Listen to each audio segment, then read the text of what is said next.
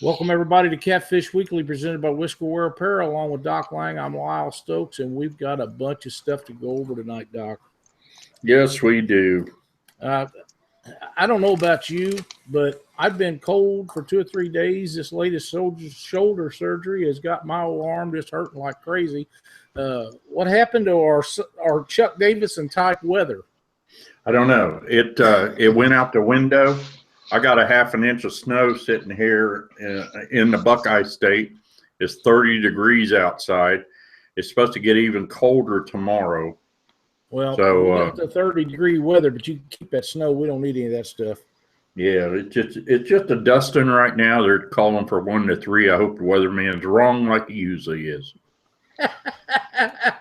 I hope that he is too. It's we got a taste of the good stuff, and nobody wants to go back to the old way now. That's just the way it is. Yeah, I know.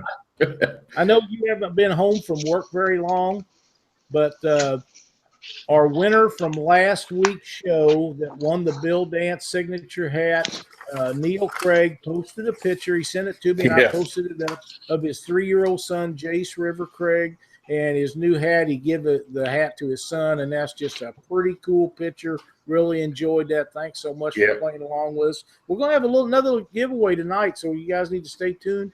We'll figure out how we're going to do all that and get it all going and see if something everybody likes. I'm pretty sure they will, but you never know.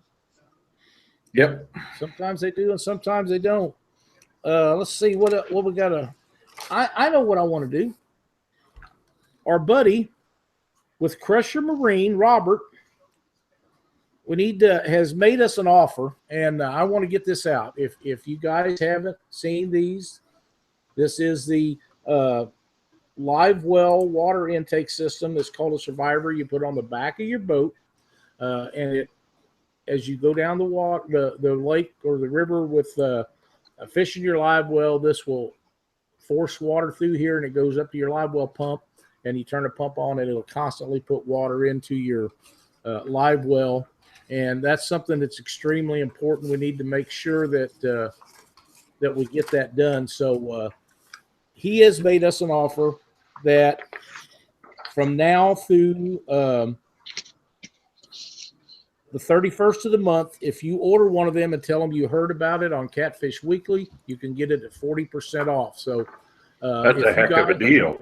Wow. That's a heck of a deal. Yeah, it really is. So anybody that's interested in getting one of these, you need to get a hold of Robert and jump in on this.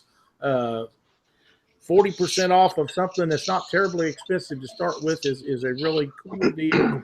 And it'd be great if you help him out. He's doing a really good job with some quality products, and that's where we want to be. We want to help him sell his stuff, and we want to save some fish. And what better way to do it than to get a great price on those?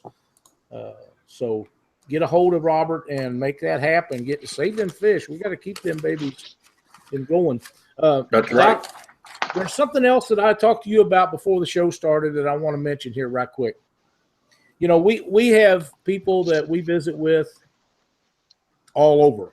A lot of people from up north, a lot of people from down south throughout the mid part of the United States and all over the east.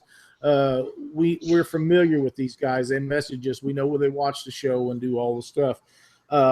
I got a message today, and I kind of feel guilty about this.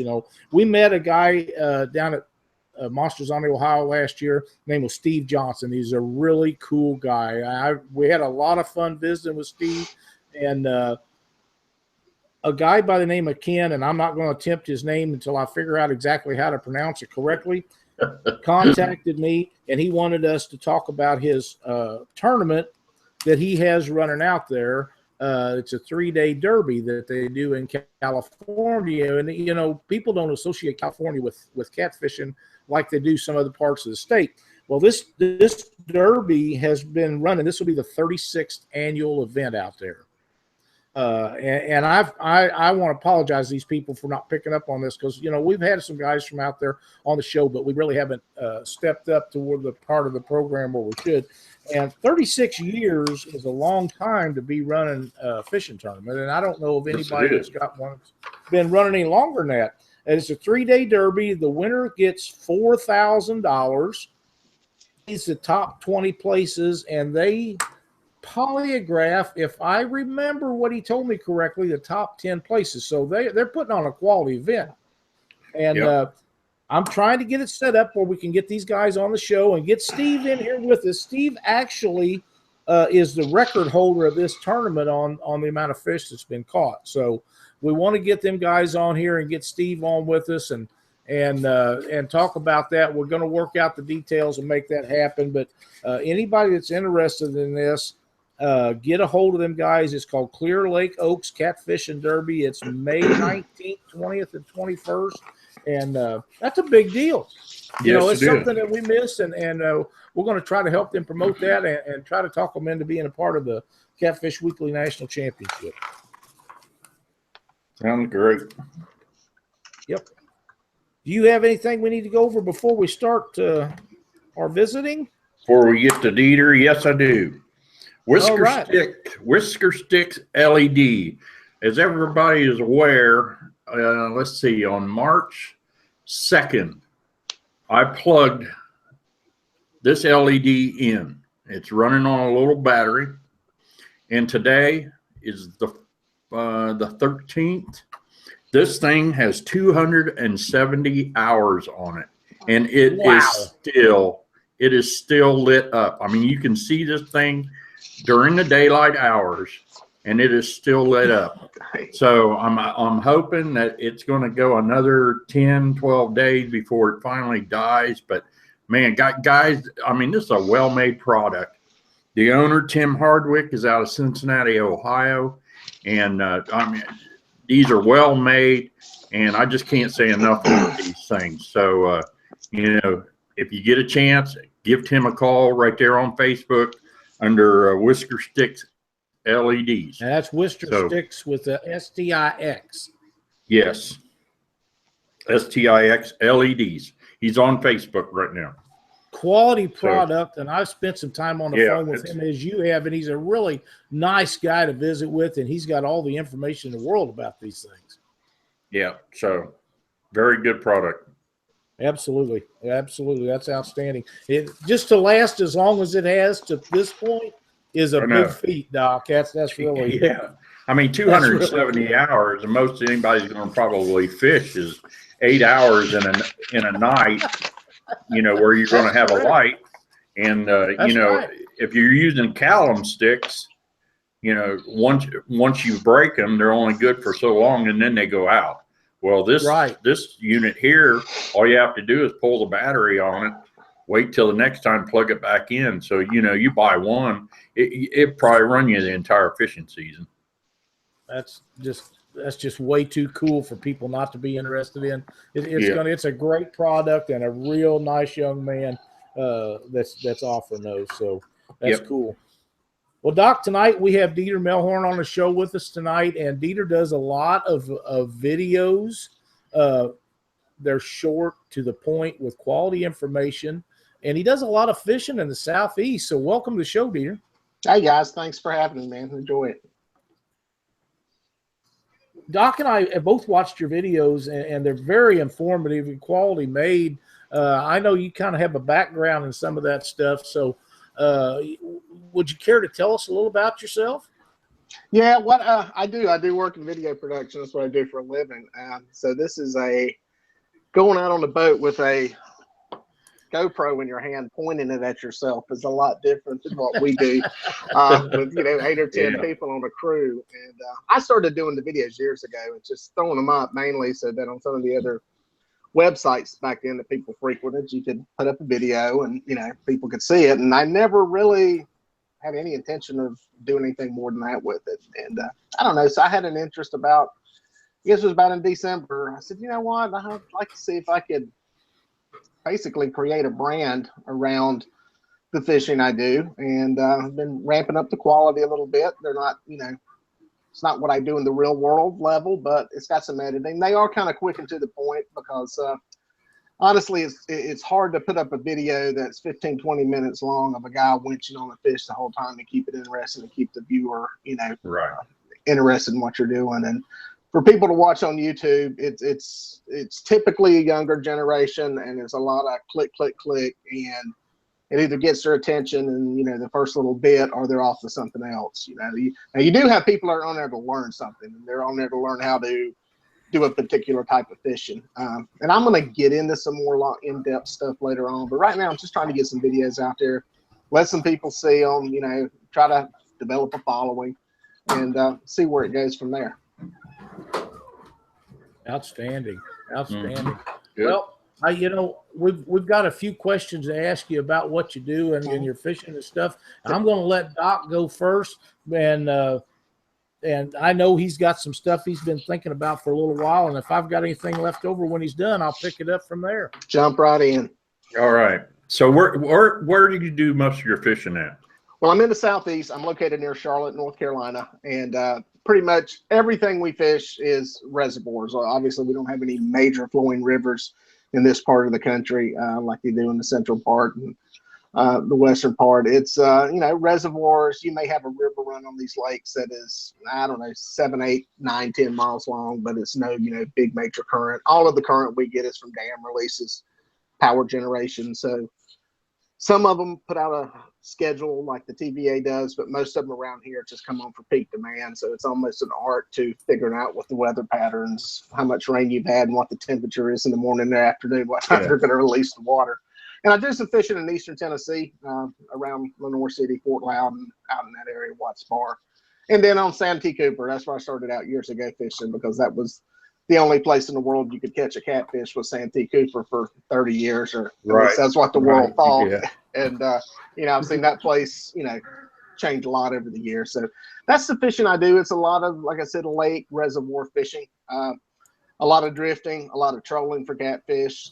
We anchor too, but because we have such, nice sized reservoirs, and a lot of times it's still water, we can use drifting and trolling techniques to try to catch the fish. So it's pretty cool. The guys that fish the rivers that are constantly flowing, that's like a different world to us. And I think a lot of them coming to a lake like Santee Cooper or something where it never moves hardly is a totally different world. So when I see Larry Mears and some of the other guys with their bumping techniques and all, I'm like, wow, that'd be really cool to learn how to do. But it's hard to learn how to do where we live, because we really don't have those kind of water conditions to try it out in.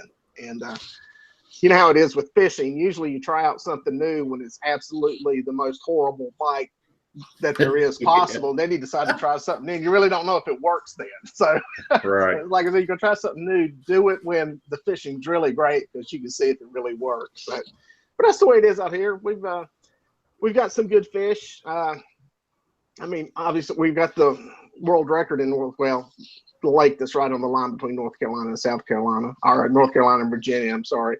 And, there's a lot of fish out of Kerr, Bugs Island, and Lake Gaston. I know where Zach Royce fishes at. You see him pulling good fish out all the time. So we've got some good fish. It's, it's different kind of fisheries that we have here, though, than the Midwest and, central part of the country.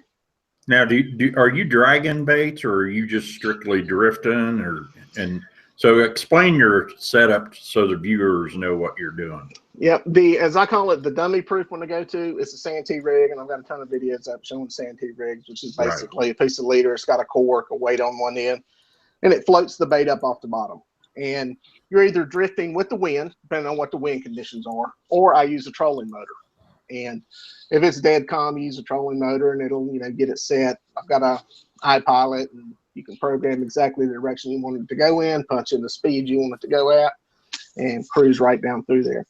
If it's windy, obviously, we can drift. I think I put a video up a couple weeks ago. I think we had 20 or 25 mile an hour sustained winds, and using 2 big drift socks was able to slow the boat down to about 0.5. So it's the 2 factors that move you along: wind or a motor.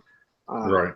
And it's drip rigs usually, but it's depending on the time of the year. Suspended baits will work really well. I was shooting a striper video a few weeks ago and had all kinds of baits out on what were stripers and then some other arches in there, and they turned out to be catfish that were about 12 feet and suspended. And I remember, I think I caught 10 or 11 stripers that day and probably 15 catfish that were all suspended, hidden live baits that the stripers were hidden.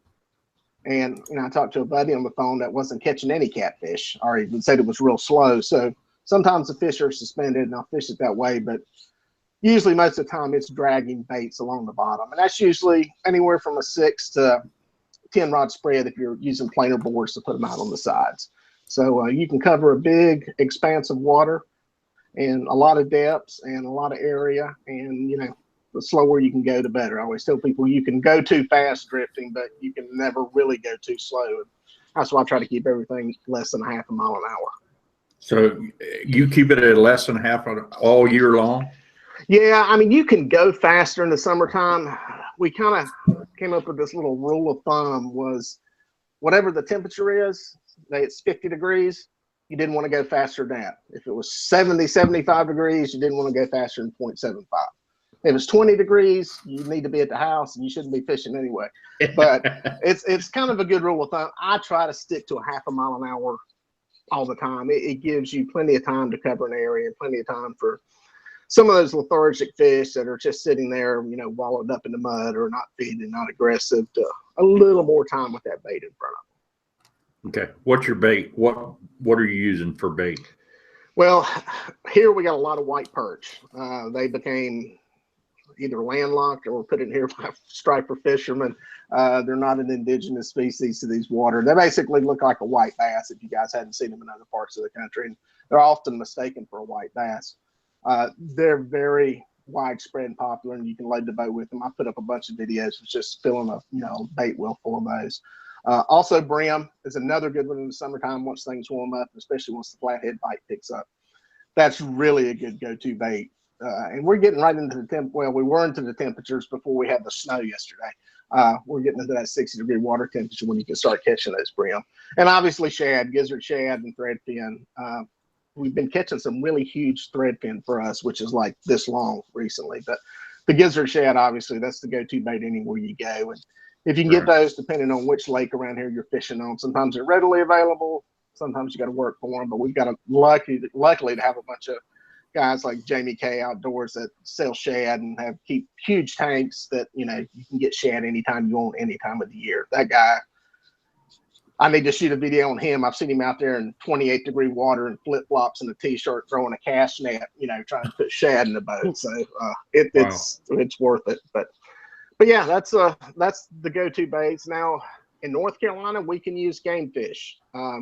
If they have been caught legally and they meet the creel and length specifications, you can use game fish. And believe it or not, striped bass are an excellent catfish bait. People think I joke with them when I say that, but they're legal to use in North Carolina, and little fillets off the smaller striped bass are actually good bait. So pretty much anything that swims, I consider a bait.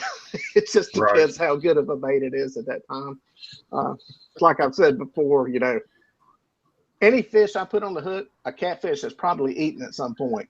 But I'll be willing to bet you money that most catfish have never eaten a chicken liver before, because they're hard to find in most of our lakes. So I try to stick with fish.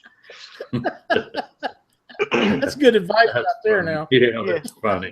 One of my old, I don't mean to put those down because I've fished with them before, kids. But one of my old guide buddies, he calls them grocery store baits whenever we start talking about this stuff. And I'm going to be putting out a video, another one on the whole chicken marinated in garlic powder. That's one that'll be coming out later. It does catch fish. So grocery store baits actually do work. I just give them a hard time. That's fun. Now, you guys can run unlimited rods, right?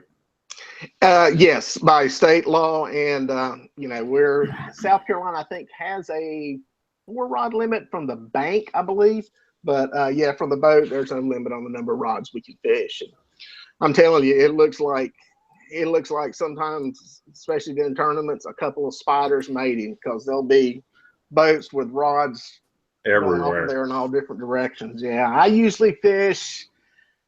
I mean, drifting, usually I'm fishing 6 to 8 if I'm anchoring, you know, about 10 is the most I fish. It takes up so much bait, so much time getting them out. And I honestly believe that I don't think your hookup rates are that much better. I think the fish move enough that when they're in there feeding, I think they're going to find your baits if you got them, especially if you got a river current. I mean, I think you can get by with a lot less rods in river current. So Yeah, I think it levels the playing field in tournaments. I know some people give me heck about that, but I think I think Cabela's has a 6-rod limit, and depending on your style and fishing and how you fish, especially the guys who do the bottom bouncing when they're only dealing with 1 or 2 rods, they're used to a whole different type of fishing than somebody that's going out and anchoring out and putting up 18 rods. So, I don't know. It's whatever. The rules are the same for everybody, though. So if they say 6 rod, right. 1 rod, or 20, everybody's fishing with the same amount. It's not like they're taking any away from anybody. So that's just my take on it. I just don't like carrying that much bait or catching that much. So that's my excuse. I'll use 8, and that's all I got the bait for. Right. Yeah. I'm checking to see if anybody's got any questions here. Oh, I don't see anything right now. I don't know about the questions, but Rob Nasal Rod's in Ohio someplace, and he said 18 degrees and it's snowing there. He can keep all that. We don't need none of that stuff at all. Chad Wall agrees with you completely on your theory about if it swims in the water, because he says it's something that we all have heard a million times. If it's got scales, it's bait. Yeah. That's yeah. right. Yeah, and I'm trying to think of anything I haven't used. Carp's another one, believe it or not. A guy got me. They were cleaning out a pay lake, and they had carp, and they were a bunch of little ones. And we cut those things up in little bitty chunklets for bait, and the catfish mauled that stuff. I mean, it was a really good bait. I haven't tried gar. Largemouth, yeah, I've done largemouth. I haven't done any largemouth fishermen listen, because I've used them. It's only the small ones though. Those little ones are great. And a crappie. Crappie's another one. It's a really good bait. You can't use now in South Carolina. You can't use any of the game fish except for brim. It's the only one. They made that a law a couple of years ago. So, and what's funny is one of the lakes a lot of us fish here is Lake Wiley, and it straddles the line between North Carolina and South Carolina. So you can literally be drifting across that lake and be perfectly legal in North Carolina with 6 crappie heads hanging off your rod. And you get to the middle of a river channel in a certain place and you're in South Carolina. And those game wardens do carry GPS on their boat to mark exactly where you're at when they check you. So they will tell you exactly where the state line is. So I promise you that. That's funny. It's funny unless you're the one on the receiving end of that. Yeah, exactly. Yeah, and that's why I tell people, stay abreast of the laws, keep up with them. If you don't know, there's so many, Facebook groups now that you can jump on and ask people, hey, can I use this? Is this legal? Is this not legal? Because I know going through a regulation book, I mean, it's like, reading the owner's manual on the car. There's a lot of stuff to dig through and sort through, and you can overlook some, especially something like fishing with using game fish for bait. Sometimes that's not a commonly asked question and not usually laid out there for, a catfisherman to find. You got to kind of dig to find it. So, yeah. Okay. What kind of boat are you fishing out of? A Carolina skiff. I've got a 198 DLD. Yeah, it's got a 90 horsepower Suzuki. I've had it, I think I'm in my 10th year. I'm going into my 10th year with it. It's not super huge. It's not super fast. It's not super smooth, but it's super for me to fish out of. I wouldn't mind having one a couple of feet longer. It's got nice high sides on it. I fish down at the coast. And by the way, I'm not sponsored by them. I'm giving you a sales pitch. I'll just tell you, I like the things. I fish down at the coast a lot, so it's got high sides, which is nice to keep water out of it. It's also, I think, a boat with high sides on it is safe. If you do stumble or something, you're not going over the side and out the edge. It's the DLV's the semi V hull. They make the old style flat hull that really beats your teeth out. But this one doesn't beat your teeth out. It just beats them around in your head. And, when it gets rough, you got to slow down. If you're quartering into the wind, you're going to get wet. But it runs in, I want to say 11 inches is what the draft is on it. Downside to it is it's like a bobber. It sits on top of the water. There's not a lot of it in the water. So If you're anchoring, it's going to yaw all over the place because it's really hard to get it still in the wind. But yeah, good boat, and I'd love to have me a $80,000 Lund Deep V that was 22 feet long, but until who wants that payment? Yeah, exactly. That's the thing. Who wants to spend that kind of money on a boat? So, Right. even though I'm sure it's probably 8 or 10 guys fishing out of them that are watching this. But Okay. if they ever get tired of them, just private Chad, message me. I'll come pick it up. Yeah, get it out of your hands. Chad Wall wants to know, what kind of camera do you use? Honestly, I just happen to have one laying on my desk. It's a GoPro. That's what I use for the boat videos. Obviously, for the stuff I do professionally, it's funny. This camera, when I bought it, that's a Hero 2, and that's what's even worse. They've got a brand new one that has a screen. It's wireless to your phone, and I'm working with 4-year-old technology. Meanwhile, I've got TV cameras that are $30,000, $40,000, $50,000. I don't mind spending money on that end for a client, but for cheap little on me, that's what I've been using on the boat to shoot with. They do really well. Yeah, and they do. You have to know the limitations and where the lens is. I mean, most of the time when you see me talking into the camera's literally that close to my face just because of how wide the lens is. That's one of the downsides. You got to learn how to kind of play the game with it and make it work. Obviously, there's times when I'd love to have a full-size camera with, a good long lens on it to where you can get fish jumping, coming out of the water, get birds, that kind of stuff. But that's what I do all the stuff on the boat with. But I'm going to try to get one of the newer ones with the, you can look at it in your phone and see, what you're seeing in the shot and control it and all that kind of stuff. And I'd love to have a drone.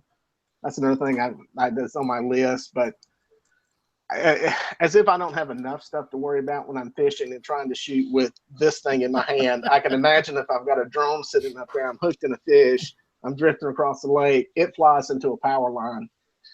It's just going to end up in a mess. So maybe one day when I have a whole production crew on the water with me, I'll be able to have all those little toys and stuff. But for now, it's a GoPro.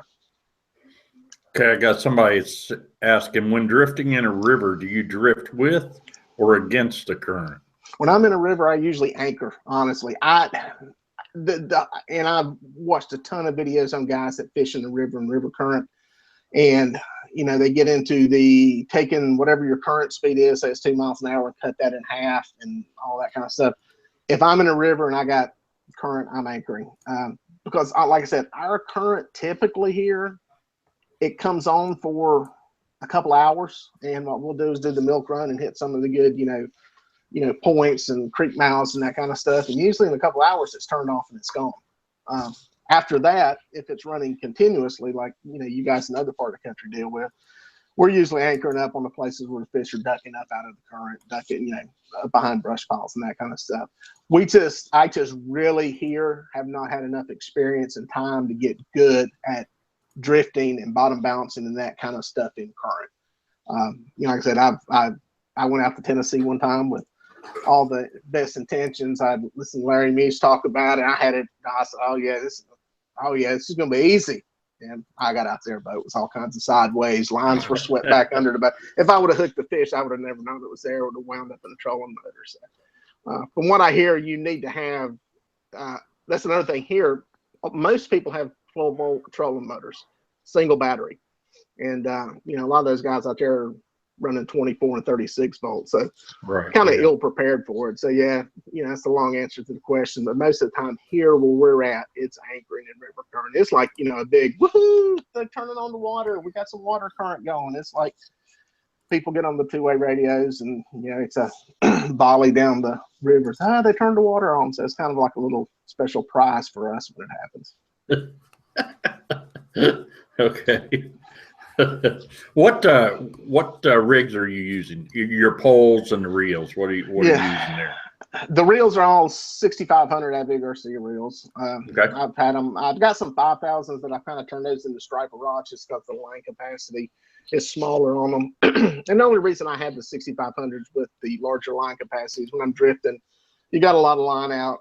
If you have to break something off, you may end up, snapping line off somewhere along the way. So it's just more line. You don't have to worry. If you break something up off close to the reel, you've got plenty of line left. the drag's about the same on them. I do put power handles on them. That's, you know, the single blade versus the little double blade handle. Right. It just gives you a little more leverage when you're reeling and stuff.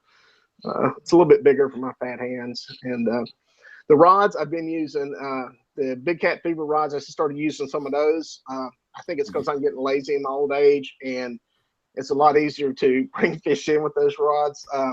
They're a little bit heavier, and, you know, honestly, you can flip some fish into the boat a lot easier than you can with the ugly stick catfish rods, which I used for years. I've still got them. I still use them. You know, they're good rods, especially if you're starting out and you don't have a lot of money to spend. And that's the thing. I'm actually going to be doing some videos here in the next few months on some of the different rods, because not everybody has, you know, $85, $95, $120, $150 to spend on a rod, especially when you're starting out. And if you're like me and you're OCD, you've got to have at least 2 of everything. And generally you buy them in 6s or 8s. So, you know, it's just, it's really, my wife laughs at me because it's like, well, I've got 4 rods on the boat, and you know, I got to have, you know, at least 2 others of the same color. So, but no, it's hard for somebody, especially starting out, you know, to spend that kind of money. And honestly, it makes life easier. There are some situations where you know, thank the good Lord that you got them, but I've actually, every 60+ pound catfish I pulled in came on a ugly stick catfish rod, and, you know, never had one break. You know, they work fine for $30 or what. I don't even know what they are anymore. So, Yeah, but those are the 2 I use. I've tried the heavier tiger rods and stuff, and I still use them down at the beach shark fishing, but they're just a little bit too heavy for what we do.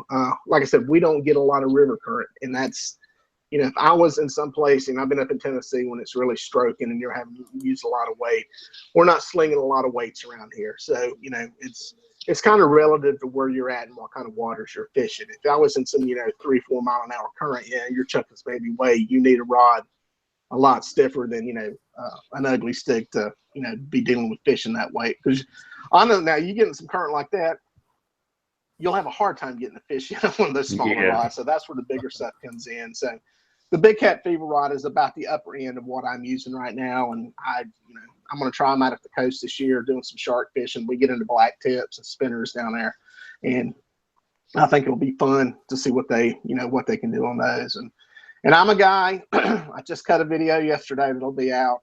I get all the time the question, what line do I use? How, you know, heavy line? I use 20-pound line. And I know, and we get into this argument all the time online about stuff. I use 20-pound because of where I fish. I mean, I don't really fish really anything. I don't like to fish that are totally in the middle of a brush pile.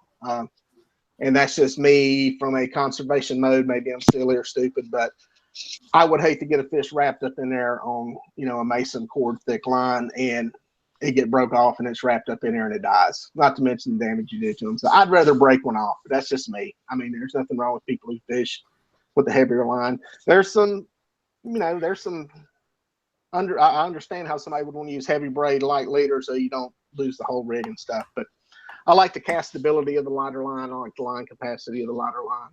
I like the fact that mono sinks versus braid. Braid tends to float. And I think especially when you're anchoring, especially when there's some yawing winds and you're fishing a lake, a reservoir, I like having that line sink into the water. It creates some hydrostatic pressure on it that helps you see your bite better. Now I love braid for catching small fish, catching crappie, white perch, those kind of fish. I love it because you can really feel a bite on it, you know, on a heavier rod. But that's what I use. And then about a 50-pound leader is what I'm using for the leaders on my rigs. Just Andy mono. I know some guys like the fluorocarbon. There's nothing wrong with that. I mean, that works fine too. I just use the Andy. You can buy a big 2-pound spool of it, and I can live off that for a long time. And I'm a circle hook guy. I got 2 circle hooks, octopus circle hooks, 8/0 and 6/0. That's the 2 sizes. I use the 6/0 for smaller fish when I'm fishing for channels, but it's 8/0 most of the time, and they work fine too. I know there's bigger hooks and stuff out there, but you know, that's what I use. I'm a simple guy. I kind of probably like a lot of catfish guys out there. They get something that they like and it works, and you don't want to change. Yeah, and when you're new and you're starting out, because I did it too, and some of my mentors told me, they laughed, I'd be trying something new, some new hooks and this, and they said, you'll go back to what you liked here in a few weeks, and they were right. It's good to experiment. If you're having a problem with something, obviously try something new. But if you're just trying to find something, if you missed a fish last week and you want to try to find a new hook to solve that problem, trust me, you're going to miss fish. I don't care what kind of hook you put on there.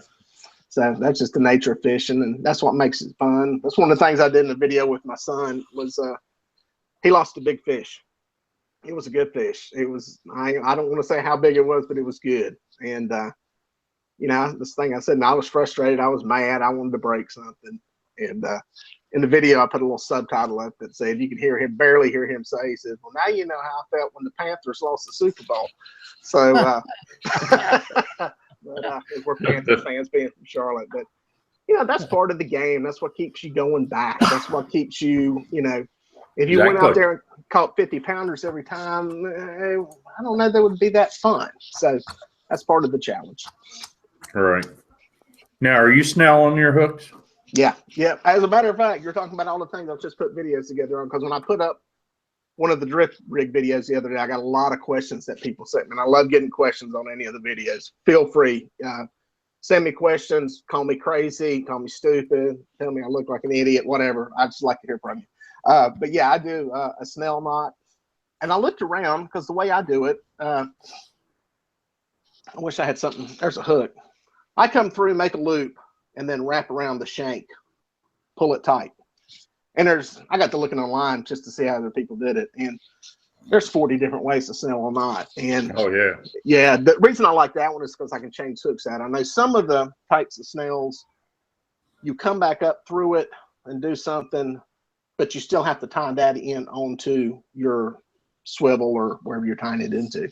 And that knot's just nice because I can change out hooks, or if you get something frayed or something in the lower end, you can cut some of the leader off. So that's what I go with. It pulls the hook into a nice, it's in a straight line with the shaft of it and the shank of it, and it pulls it right into the corner of the mouth perfectly.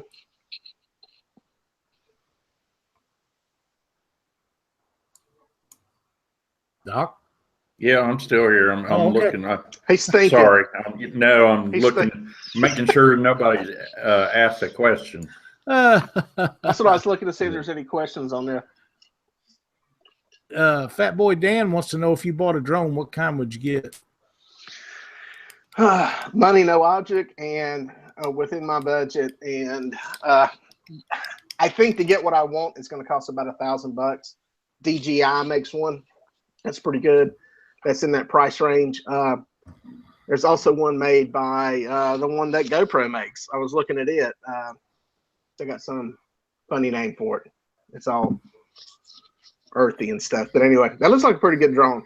I've got a friend that flies drones for a living. He does it in our industry commercially and flies big cameras. And his is an octocopter. It's huge. It's about this big. And I think he paid around with the controls and the camera and about $30,000 for his. It's a 2-people deal. There's one person to fly it and another person to run the camera on it. So yeah, that's crazy. So that's way out of my budget. Yeah, I'd love to get one of that. Yeah, I'd love to get one of the DJIs. The DJI are probably the GoPro. I think it's probably that will deliver a lot. But I mean, they're around $1,000. You either got to be a serious hobbyist, doing it, or have some way to make some money back on it, because that's a lot of money for anybody just to throw down to fly up in the air and scout for turkeys in the field. Right. Not that I would ever scout for turkeys with a drone. No, I'd never do that. But I've actually thought of it, though. That would be a really good way to see if turkeys are in that field.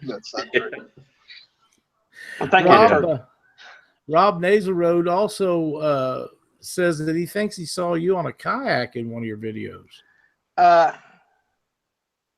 I don't know if he's ever got a good look at me before, but I think any kayak that I would get in would fall over just because of the top here. No, they make kayaks for guys my size. I've seen guys bigger than me out there kayak. I mean, I've never kayak fished before. I admire those guys though, and that's a dedicated crowd, and they go out into some stuff. I've seen them down at the beach outside the breakers in waves and ocean that I was looking at, and they really scare me actually more on the lake, because there's so many idiots, as all the fishermen out there know, that are riding around drunk and half paying attention, and kayaks don't exactly stick out real good. And there's a lot of people. The fishermen are usually good. The guys in kayaks that are fishing usually have the flags and stuff up, and they're pretty visible. But there's a lot of recreational kayakers that I'm surprised there's not more of them killed and hit by boats and stuff. But no, I haven't been out kayak fishing. I admire the guys that do it, though. I've got some that message me that are pulling drift rigs on kayaks and catching some pretty big catfish. I think that's pretty cool. That's some tough fishermen right there. I admire them for what they're doing. Alan would like to know if you have any pointers on video during the dark. He said they made some videos with Catfish Pirates, and the night videos are harder to capture, and they are. Yeah, I get to cheat. Because like I got one of the LED lights in here that we use for work, and I can cheat. They're battery powered. I'm going to shoot some this year. I haven't done a lot of night fishing the past few years, but I'm going to do some flathead stuff this year. And again, that's one of them things that I've used when I was fishing night tournaments and stuff. It's one of these mechanics lights, an LED mechanics lights that we would put on a painter's pole, and you could unscrew the thing and run it up in the air, and it would light the boat up. But it's really not enough light to do video off of. It takes a lot of light for, especially most of these cameras, to be able to light stuff up and get a good shot. So I'm sure, though, there's so many different lights now with LED technology where it's at, that if you look around, the Walmarts and auto parts places, you never know what you might find in there for $49 or $59. But it's tough, and it's tough filming fishing at night, because you've got the person there, and then right behind them it falls off into a black abyss. So it makes for tough shooting. You almost need to be lighting the bank up with something so you can at least get some relationship to the bank and where you're at. But then are you spoofing off fish and stuff? So I don't know. It's tough. It's a challenge, and he's not alone in it. And it's why you see so few, even the high-end, TV shows on fishing that do much night fishing. Because there's a lot of sword fishing stuff that are caught at night, and striper fishing too. And it's ugly TV, fishing at night, even lit up really good. It's ugly TV. So I know we do some of that out of our boat, and I've got some Minima LEDs that are on paint poles that go way up. And the trick to using those, what a lot of people don't understand, and I'm going to go ahead and tell them, is to crisscross those beams, as shine one for the opposite corner of the rear of your boat and the other in the opposite corner of the rear of the boat, and that'll stop all the shadows and stuff. Yeah. Yep. Good idea.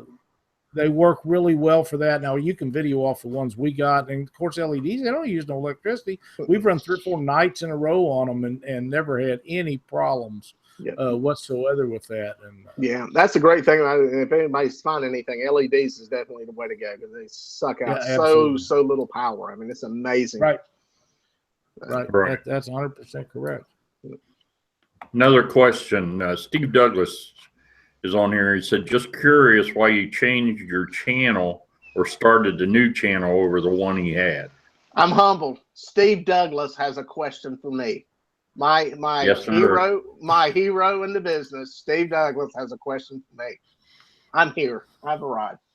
Actually, that's a good question, Steve. The old channel was under Wily Cat Man. And that was something because online on some of the old internet sites, I was known as Wily Cat because of Lake Wally. So that was back in the old days, remember, when nobody used their real name on the internet because everybody was a stalker. So, how times have changed. So they've really changed. Yeah, it has. But basically rebranding is what I'm doing, Steve. Is rebranding, the Wily Cat Man thing didn't have much future. As one of my designer art friends said, with a name as weird as yours and an accent as bad as yours is, you might as well stick with that name because there's nobody else going to use it. Okay, there may be another Steve that comes up out there somewhere, but only a complete moron would choose my name and my accent to try to contact. Steve, Steve, thank you. That's cool, dude. No, actually, Steve's a big motivation. I looked at what he was doing, and like I said, I throw stuff up. Didn't really pay any attention to it. And Steve was actually one of the ones. I'm going to blame you, pal. What happened was we cut the cord on cable TV and satellite and all that stuff. I don't know, 4 or 5 months ago. And my wife got me, she's the IT person in the house, some kind of little box that I could watch YouTube on. And I could watch YouTube on my TV. Figured that. They've been doing it for probably a decade, and I just now figured it out. But I was watching Steve Douglas's videos online, and that's kind of what got me thinking about doing more of it. So there's the man right there. He's got a lot of them out and some good quality information. Yeah. Good man, smart man, got a lot of good stuff, and I admire everything he does. Absolutely. Another question. Johnny Rebel wants to know, do you recommend a single-piece rod or a two-piece rod? Single piece, absolutely. Absolutely, 100%. I know it's tough for a lot of people because they've got to get it into their Volkswagen Bug to go to the fishing hole, and that's tough, and you need a two-piece. But it's like with the ugly sticks, they said for years they were unbreakable. The only ones I ever seen break were two pieces, and they always broke right around where the two pieces went together. I mean, that's obviously the weak point in them. And I don't even think I own a two-piece spinning rod thingy that I don't even think anybody gave me one for Christmas in the past decade. So yeah, definitely. But hey, listen, if you got to get it in your car or whatever, go somewhere, you got to do what you got to do. But if you got a choice, go with a one piece, especially if you're dealing with heavy fish, because that's what you're going to want. Good questions, by the way. I like all this stuff. Yeah, they're popping them up there. And that's one thing I want to try to do in some of the videos we take for granted, and I'm sure Steve knows this, is that, we think we know a bunch, you think, why do it? Why, people know what a circle hook is. No, you don't know how many people ask me what's the difference between a circle hook and another hook, Yeah. Tying a knot. There's stuff that, just tying knots. There's a ton of this stuff out there, but, people like to see it, and I need to put some of that stuff out there just so these people, if they stumble across my site, can help them with that. We take a lot of stuff for granted, being where we are, not that, we're the greatest in the world, but we've been fishing a long time and, catch fish. And we kind of, at least I do, I kind of figure, wow, when I took somebody new out the other day, had never fished before outside of catching some brim, and he hooks into a catfish and he's reeling. And I'm going, why's the fish not coming in? And I realized the drag was loose on it, and he was just basically reeling against the drag, and it wasn't moving. But you take for granted if somebody knows that, and you have to show them. So that's that's one of the cool things about it. That's one of the things I hope I can do with some of the videos is help impact some people. I know it's kind of a grandiose dream, but hopefully impact some people with some of the videos. I'll find somebody. I actually found somebody the other day that I made, I think, a little bit of an impact on it when I did the windsock video with the high winds, was out fishing in it. The drift socks were made by Easterland Sea Anchors down on Santee, and Murtis Easterland, she's been making them forever. She's a legend. And I sent those guys a video, or sent them a link to it, and it said, hey, check this out, show it to Murtis, and it'd be really cool if she gets to see it. They emailed back, oh, she loved it, she was crying, it's great, and all this. And she ended up, I think she passed away last week. And you never know who it's going to touch, who it's going to hit, and something as simple as that. I didn't even think about anything like that. So, it's cool. Hopefully that'll happen again. I'm sure there's somebody out there that's, going through a bad time in their life, so maybe bring a little happiness and excitement to the through fishing. I know it brings me a lot of happiness, and I like to give that back somehow. Yeah. Yeah, Mike Oldman Catfishing says, I'm 60 and I'm still learning, mainly because I forget it by morning with my memory. Man, I understand it. I got to tell you something, man. I didn't, and I watched a lot of your old videos, and I didn't realize that was you. I didn't connect the two. I don't know why. When Steve brought that up, and I was looking at the message when Doc was reading it off, and when you said Wily Cat, man, I've watched a ton of that stuff, and I didn't put it together with you. I don't know why. You know why? No, I don't. It's the hair. Look at the hair. I know Yeah. we talked about that the other day. You know, The hair. Look at the old videos. Yeah, that's right. it's the hair. Yeah, for anybody Yep. that has seen any of the videos to see me now, I'll go ahead and tell you the story. It's kind of funny. My barber, she moved from her barbershop it was last March. I never got a haircut, never got a haircut. Went on and on, got longer and longer. And anyway, Mom said, let it grow. Because when she had met me, I had gotten out of the military and I let it grow for like a year and it's really long. So I said, well, I'll let it grow for a year, but I get a new truck. Oh, yeah, that's fine. Second, I'm going to cut it. So March 1st came and that was a plan to get it cut. And it annoys enough of my fishing buddies now that I think I'm going to let it grow a little while longer. So we'll see how it goes once it gets hot because I can't stand it when it's hot and it's around my head and everything. So anyway, that's the story of the hair. So sometime soon in the near future, I'll be back to the buzzed head and you'll be wondering what happened. So. I have a message that come in on the Catfish Weekly Facebook page that Jeff King wants to know if you have any videos of big cats on side imaging or down imaging on the lower ants coming. We've been working on getting some that we could catch. I shot a little bit. I had one. I think it was the video I released today. There was a fish that looked like a fish. There was a real good signature on it. Up off the bottom, had a good shadow. And I really just started committing more time to using that side imaging. And I'll tell you the place because I got it and. I was like most people. I was driving around, about to run into bridges and boat docks and everything else, just looking at stuff. But I finally figured out a way to use this as a tool. I think shallow waters is the best thing in the world for shallow water fishing. You start getting into shallow waters, as a lot of guys know, and the guys who don't know, your sonar is a comb, and it's roughly a fourth. What you're seeing on that screen is roughly a fourth to a third the depth of whatever water you're in. So if you're in only 8 feet of water, you're only looking at a spot maybe that big. So yeah, about a foot around. Yeah. Right. So being able to see out to the sides of the boat, once you get down to what your boat speed is, you can start to pick out fish. Once you really start, they're not jumping off the screen or anything, but you can see them and they're there. And it's an excellent tool for that. We probably found more boats than we have anything. My friend Jeff Manning and I have a boat collection. I think we're going to start doing guided tours for all the sunken boats that we found in Lake Wiley.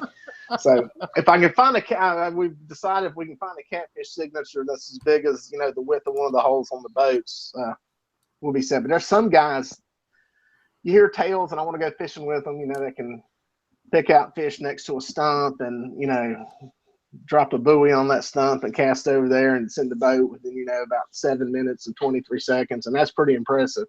I'd like to get to that point. I'm going to try to commit more time, especially as flathead season starts to pick up here. And I'm going to be doing more flathead fishing this year. And I think it'll be a really cool tool for flatheads, especially when you get around fallen trees and submerged stuff. You must have the part of your fan club just joined. Tammy Lindsay says you have one of the best attitudes in fishing. Wow. That's saying a lot. Wow. And I'm trying to think if I got that check for him anywhere here. So you found in the mail too.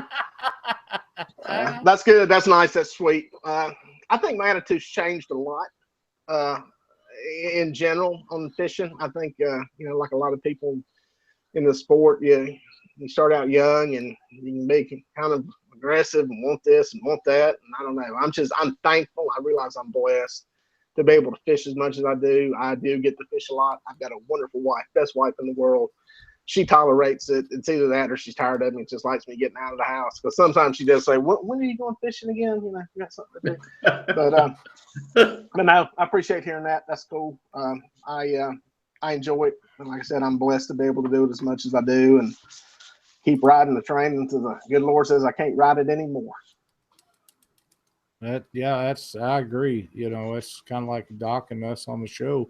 We have so much fun. If it wasn't for all the money we make, we'd probably do it for nothing. Just I know. Yeah.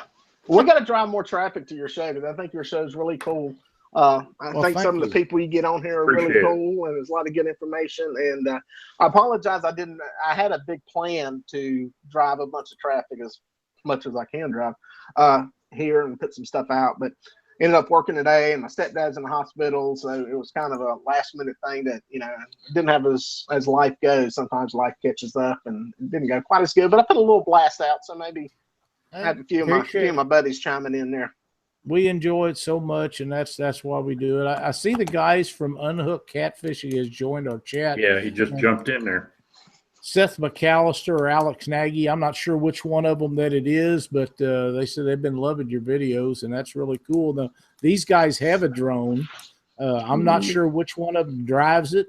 Yeah. I think one of them drives it and the other one rides it. I'm not real sure how that works, but they're some really good guys, and they've done some video stuff for tournaments and different things. And I believe Seth actually has the drone now. I could be wrong. Alex may have one too.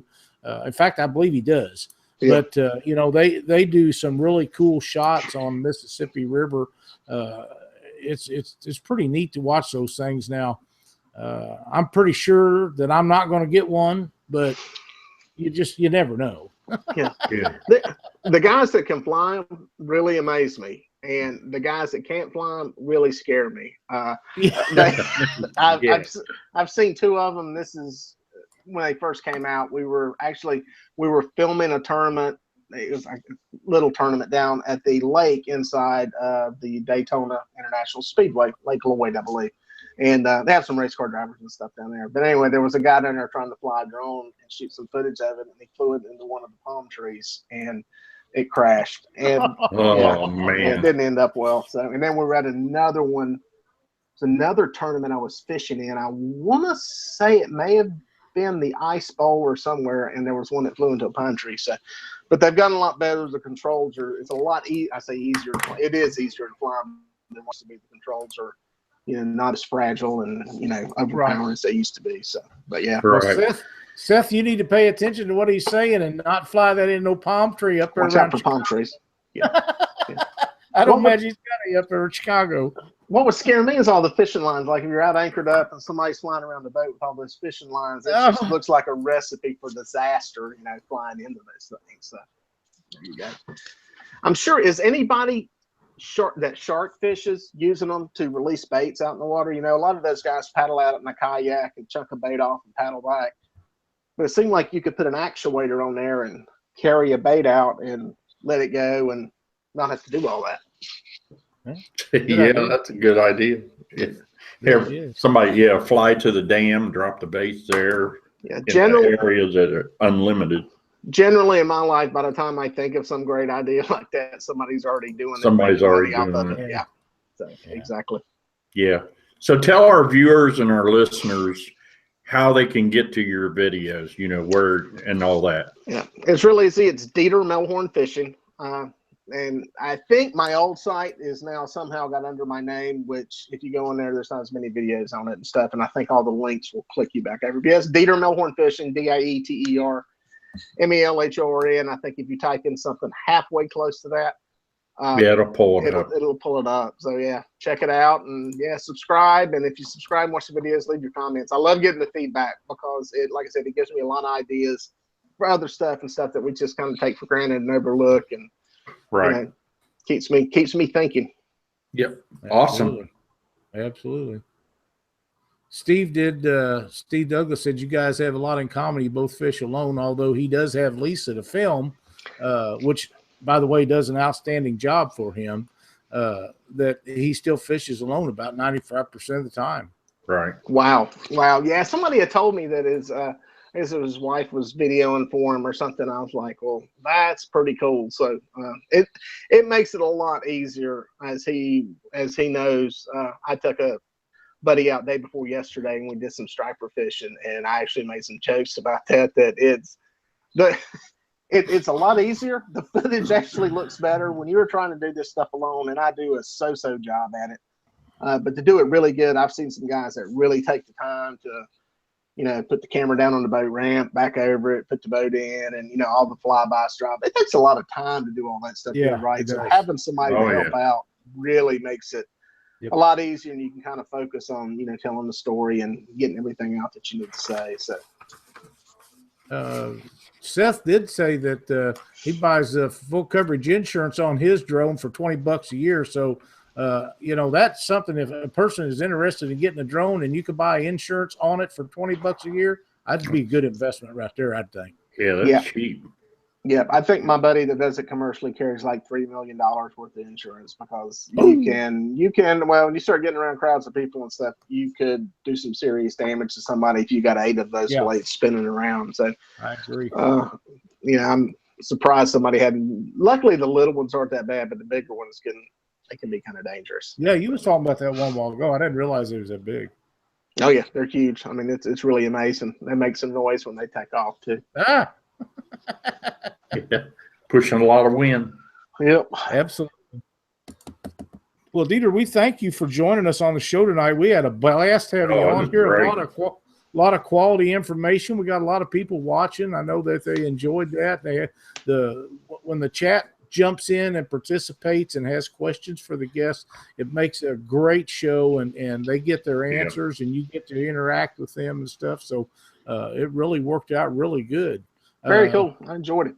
Yeah, I did too. And stay in touch. If you got anything new pops up, give us a shout. And good luck with everything you're doing. I mean, I enjoy your videos, and it sure looks like everybody else is enjoying them too. Yeah. Thanks a lot, guys. Stay tuned in. Will do. Right, thanks, Dieter. Thank you. Bye. That's a pretty cool deal he's got going on there, Doc. Yeah. I really enjoy his videos. You and I have talked about that. I know you do too, and a really, really great guy. So you guys tune in and watch his shows, and he pops them up just pretty frequently. Usually 1 or 2 a week, maybe more. So exactly, it's a great deal for us. How about we go over some upcoming tournaments and tournament results? All right, I've got King Cat results. Wheeler Lake, Decatur, Alabama. 43 teams participated. First place, Aaron Churchwell, Jake Herman, 144.70 pounds. Second place, Tim Peppers and Sean McWhorter, 131.06 pounds. Third place, Shannon Colley. He's out of Ohio here. And Wayne Reed, 129.86 pounds. Fourth place was David Shipman and Brooke Wilbanks, 119.22 pounds. And fourth was Kelly Godbolt and Ron Howard, 106 pounds. Big Cat was Brian Mers and Michael Clark, 59.70 pounds. And the second big cat, which was only less than a pound, was Ryan Lawrence and Mark Blowvolt, 59.18 pounds. In this tournament, 11 teams had fish of 40 pounds or greater. So that's pretty good. That Alabama's got it going together with their protecting the species down there. That's right. They got some of the best regulations in the entire United States to saving these breeder-sized fish. It's really cool. I have the Elite Catfishing Series from Warsaw results. Now, here in Missouri over the weekend, it was cold and windy and miserable. Yeah. Just flat out. There ain't no other way to describe it. 30 boats showed up to their very first Elite Catfishing tournament. They held at Warsaw, and first place went to the team of Allen and Emery. Paid them $1,600. Second place was Lee and Frasher, paid them $800. Third was Porter and Graham, $420. Fourth was Morris, Mark, and Logsday, $320. Fifth place was Team Keller. Sixth place was Self and Brandt. Seventh place was Hunter and Hunter. Eighth place was Bush and Jones. Ninth place was Phillips and Walters. At 10th place was Kilgore, Deal, and Pratt. Places 5 through 11th won prizes. First 4 places won cash. Pretty good turnout for their first ever tournament, and they will be qualifying people for the national championship through their year-end point system. Central Missouri Cats. Yesterday, again, cold, windy, rainy, blustery old day. Trying to see here. They had 18 boats show up for a Sunday tournament. First place was Cody Thompson and Mike Southerner. 39 pounds. Big fish weighed 27.5. Second place was Bo Brockman and Brian Ellison, 27.8 pounds. And third place was Dave and his daughter Alexa Swearington with 17.2 pounds. Good job, everybody. That's a really, for the weather that we had here, because I'm telling you right now, even if I didn't have anything wrong with me, I wasn't going to be. Yeah. That cold, old, windy, rainy days when, Yep. oh, it's just, maybe when I was a younger, like these guys are, like Bo and some of them guys, they're not near as old as I am. I ain't getting out. I don't have to. You can't make me. Just can't. Yeah. Indiana Catfishing Association, Tanner's Creek, 318 coming up. Tournament hours 8 to 4, I believe, is what it says. Yeah. Josh Worth Go ahead. Josh Worth contacted me, and the Indiana River Cats Tournament Series is going to be gearing up. So you guys be watching out for what they got going on over there. I don't have any tournament dates or schedules, but they are going to make it happen and get everything squared away. So there you go. SWOCC tournament this weekend, Saturday, March 18th, 8 to 3. This is on Rocky Fork in Hillsboro, Ohio. This lake is outstanding for channels. That's a Vince Nadosky tournament. And this is also a Catfish Weekly National Tournament Qualifier event. Yes, it is. And that was sponsored by Predator Fishing. So they're that going was very, very good of them guys. Yeah. So they're going to the top 5 teams will qualify for our Catfish Weekly National Championship. Binks Tournament, April 15th, 2017, 30 days from tomorrow. So if anybody's got any questions, get a hold of me here on Catfish Weekly or send me an email at plang@woh.rr.com. I'll try to answer your questions for you. Twisted Cat Outdoors Tournament, Lake of the Ozarks, Public Beach. You can put in at Public Beach number 2, but they're having a bass tournament out there. It'll be at the the resort. Can't think of the name of it right now, but it will be put on this weekend. The weather's supposed to be nice. It's not supposed to be raining. The front that moved through and is freezing all of us to death here will not be affecting that down there starting Wednesday or Thursday. The rain's supposed to kind of slack off, and it's going to be 60s with sunshine. So be at Robbins Resort at Lake of the Ozarks to jump in this. Alex has got over 20 boats pre-entered right now, so it looks like it's going to be another great turnout for him. I'm excited. Cindy and I are going to take our oldest son down there, and him and Cindy's going to fish the tournament. I think it's going to be a great time, and there's been some guys putting some pretty decent fish in the boat, and they've been catching a lot of numbers of fish on the lake. And so far, I have yet to have anybody tell me that they had much trouble getting bait, but that's kind of the way Lake of the Ozarks is. It's got plenty of bait. So contact Alex Nagy and get signed up for that tournament. How about a tip for the night, Doc? All right, Doc's tip for the night, paracord.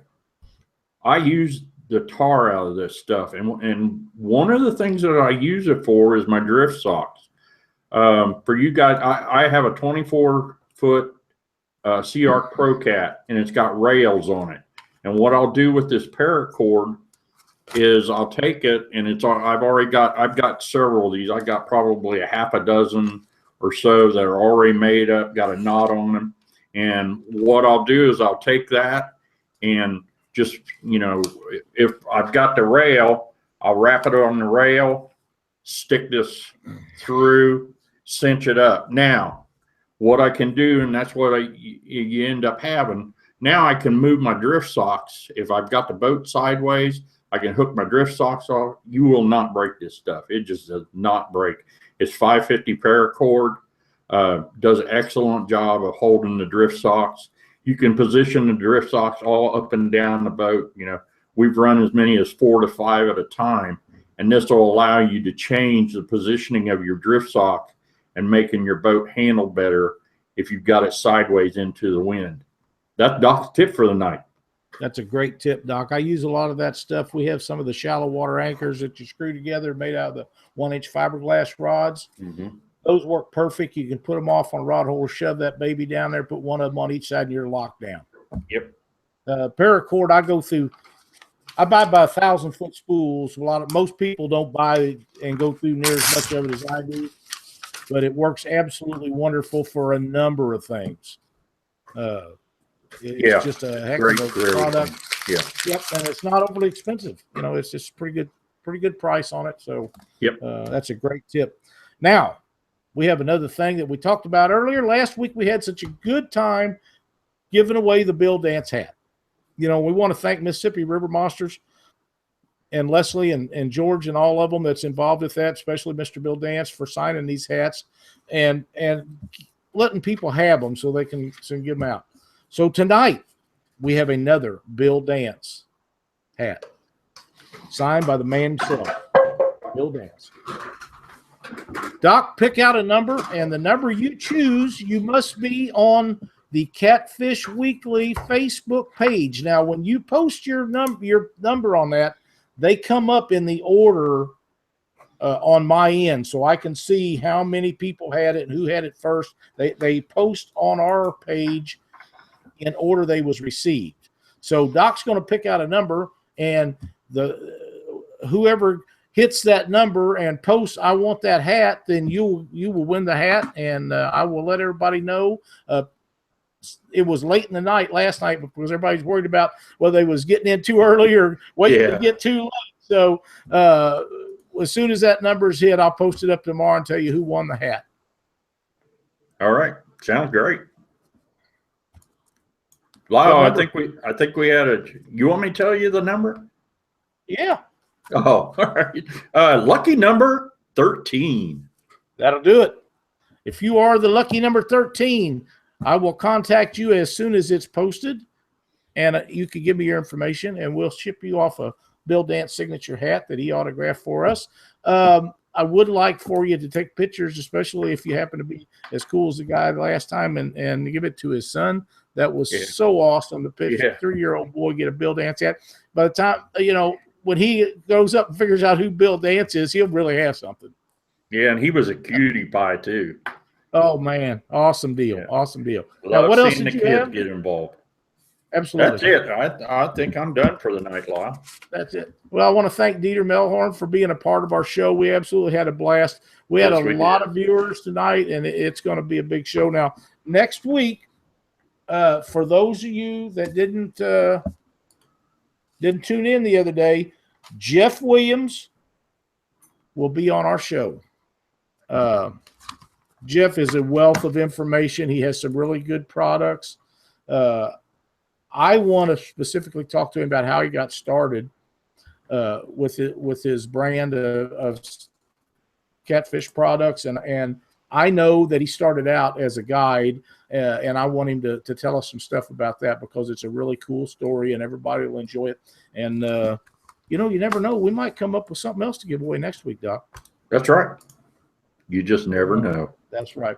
Thanks, everybody, for watching Catfish Weekly. See you next week. We're out.